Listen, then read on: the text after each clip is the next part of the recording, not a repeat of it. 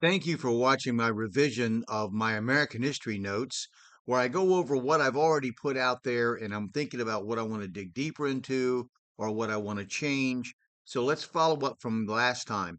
On May 24th, 1774, the Virginia Assembly drafted a resolve written by Henry, Lee, and Jefferson declaring the military occupation of Boston a hostile invasion and called for the day of the Port Acts enactment, June 1st, as a day of fasting, prayer, and humiliation. Governor Dunmore dutifully disbanded the Assembly, and the First Continental Congress met in Philadelphia on September 5th, 1774. The revolutionary committees of 12 colonies elected 55 members of this Congress.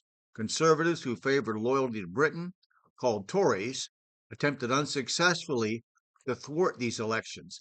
Men like the Rutledges of South Carolina, Joseph Galloway of Pennsylvania, and John Jay of New York were elected, and Peyton Randolph of Virginia was elected president of the First Continental Congress. Now, this Congress had a tough task.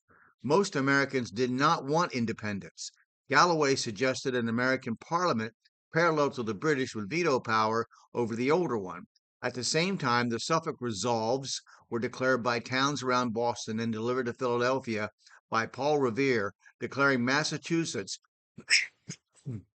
a free state and ordering the citizens to arm themselves for a fight, which rendered Galloway's proposal sort of like debating insurance while your house is on fire, according to Morrison.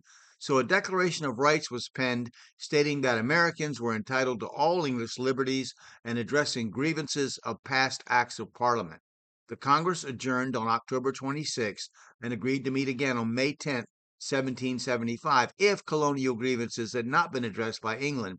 This declaration took a long time to cross the Atlantic, allowing hotheads on both sides to cool down. Now, Franklin in England suggested sending a royal commission to find out what could be done to prevent further trouble. The Earl of Chatham, William Pitt the Elder, in a very famous speech before Parliament, called for the withdrawal of British troops from Boston.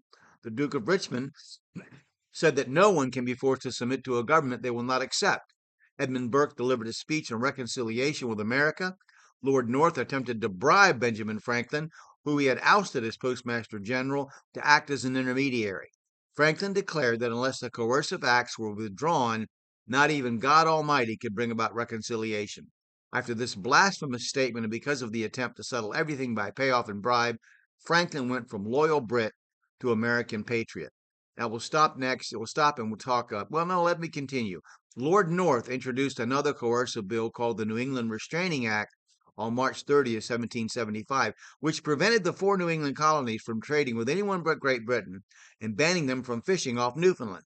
This alone would have produced war had not other events transpired before news of this new law even reached the colonies. So I'm going to pick it up and talk a little bit about Daniel Boone and some pioneers and settlements and such. Now, I hope that if you watch this, you'll click like and let me know what you think. If you disagree with me, post your citations so I can look it up and and learn from you. Thank you.